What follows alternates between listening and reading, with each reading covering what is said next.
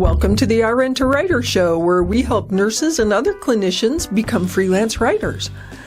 I'm your host, Elizabeth Hanes. I'm a nurse and a former six-figure freelance writer, and today I coach people like you on techniques and strategies that can help you thrive in a writing career too. Before I dive in, I encourage you to expand the description box below the video on YouTube to see all the resources I refer to in this episode. Today, I want to give you a snapshot of what my life was like as a freelance writer, because nurses always ask me about this and then often cannot believe it really was this fantastic.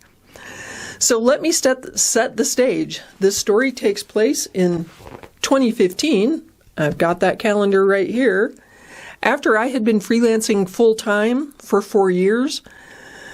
I do want to clarify, whenever I say I was freelancing full-time, I really mean part-time, because I never worked 40 hours a week in my writing business ever. When I say full-time freelancing, what I mean is I relied on freelancing for my sole source of income. I didn't have any other jobs at all. So in 2015, I was living in Houston with my husband, my mother, one dog, and one cat. I had a beautiful upstairs office that overlooked our backyard. So now the stage is set, and here's what a typical day looked like for me as a writer in 2015. First thing, I never bothered to set an alarm clock because I had the luxury of waking up whenever I wanted to. Usually, though, I woke up naturally by 7:30 in the morning. I would go downstairs, get myself a cup of coffee, read the news online, spend time waking up, let the dog out. Sometimes I did a little yoga to wake up. I then would go in the kitchen, cook myself breakfast, because I happen to like a hot breakfast. I don't like Danish and grab and go and all that. I wanted a cooked, healthy breakfast for myself every morning. A lot of the time, I would then throw in a load of laundry or do something else. And by 9 o'clock in the morning, I would be dressed, and then I would shuffle into my office and close the door. So once I was at work, first thing, I would check my email and, oh, look, I got fan mail from a person who read my article on WebMD, and they're saying that article helped them get a diagnosis after 12 years of going through doctors. Amazing. What a way to start my day. Oh, and also in my inbox, there's a note from an editor that says, this story far exceeds my expectations. I have no edits. Please bill me. Thanks. I'm feeling good now. I love this writing life. But then the next email is from an editor, and when I open it, it's like, kapow! There's my draft with a lot of red ink on it. I better put that on my to-do list for today to dive into those edits. Okay, so after clearing my inbox, it's time for me to check my calendar. I always used a paper calendar. I still use a paper calendar. And as I check that, I see, oh, I have 2 deadlines today. For me, most of my career, I tried to limit myself to a maximum of 2 deadlines a day. I know a lot of trained journalists who will scoff at that because they worked for newspapers and maybe did like 10 stories a day, but that was not for me. I find writing to require high mental focus, and so writing 2 deadlines was enough to leave me feeling a little fatigued, and I didn't feel like I could bring my best effort to anything beyond that. Later in my career, I will say I did push myself beyond that because I had more practice. So for me, a max of 2 deadlines a day, and usually I tried to limit myself to 8 to 10 deadlines a month. So I'm noticing I have a deadline today, so the first thing I do is sit down and write that. By the way, I want to mention you can purchase a real-time video of me writing an actual $400 client assignment in less than an hour just by buying our ebook, and there's a link to that in the description box. You might find it interesting to see how easy this really can be to make essentially $400 an hour. So now that my deadline is written, I will invoice that editor who very kindly invited me to do so. So I take a minute to pop over to QuickBooks, generate a $500 invoice for an article that took me less than 90 minutes to write. And I had no time devoted to edits since the editor had none. Then I jot the invoice down in my paper calendar because that's what I always do. I track it electronically and also on paper. I tallied up the running income total for the month and learned, man, I'm expecting to bill $12,000 this month if it all goes according to plan. That's not too shabby, right?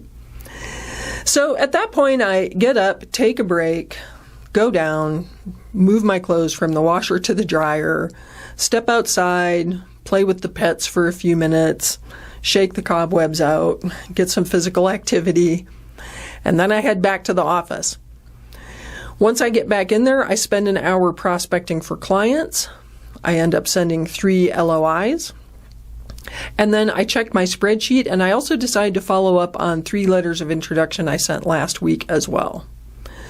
So by now, I'm feeling a little mental fatigue, so I take a break. I pop over to the private community for freelancers I belong to.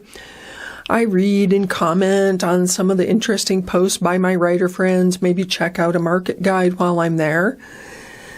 Then I'm going to pop over to Facebook and waste a few minutes because what kind of writer worth their salt does not spend half their day on Facebook procrastinating anyway? At that point, it's lunchtime, so I go downstairs, I fix myself a nice healthy lunch that's going to power me through the afternoon. No, because I rarely worked in the afternoon. So I take a half hour for lunch. I go back into the office for another hour, check email again, reply to anything that's urgent. And I find out I received a creative brief from a prospective client who found my website, and it looks like it might be a lucrative gig. So I respond to that to gather more information or set up a phone call to talk with them further. Takes me up to 1 o'clock in the afternoon, and that's it. I'm done for the day. Really. Like, I got all my stuff done that was on my calendar, so that's it. I decided I wanted to go out shopping that day, so I headed over to Chico's and Ann Taylor and came home with my bags with tissue paper in them and cute outfits. I probably picked up a bottle of good wine on the way home. Came home around 3 o'clock. It's time for me to exercise in the afternoon, so I would take the dog for a half-hour walk around the neighborhood, which, by the way, is good for your creative soul, too, getting some exercise. Come back to the house, decided I'm going to make shrimp stuffed shells Alfredo for dinner this evening because I love to cook. Cooking is my hobby. So I make that, and it turns out the wine will go great with that I picked up. So I get started on that, and by then my husband's coming home, so I welcome him home after his day and his commute. We have our dinner, we watch TV together and hang out, and then the next day, I do it all over again. Now let me ask you, how does my day sound as a writer compared to your day as a nurse? Do you think you could stand to work for just a few hours a day while billing, 10 or 12,000 a month? Well, you might be laughing or you might think that's outlandish, but that's exactly what I did. So that's what a typical day in my freelance life looked like for me in 2015. I loved my career because it gave me so much freedom to create the life I'd always envisioned for myself, really having that balance. It also gave me financial security. One of those months in 2015, as I recorded here in my planner pad, I billed $9,696, I believe was the number. And my business gave me the ability to create a more affluent lifestyle than ever before, while helping people with their health issues by using my nursing knowledge. What could be better than that? Well, I thank you for joining me on this episode of the RN to Writer Show. Don't forget to click the subscribe button on YouTube so you never miss an episode. And we have links to anything I mentioned in this podcast in the show notes, which you can find on YouTube by expanding the description box below the video. And if you prefer audio, please follow the RN to Writer Show on Spotify or Apple Podcasts. I'm your host, Elizabeth Hanes, and until next time, keep pitching.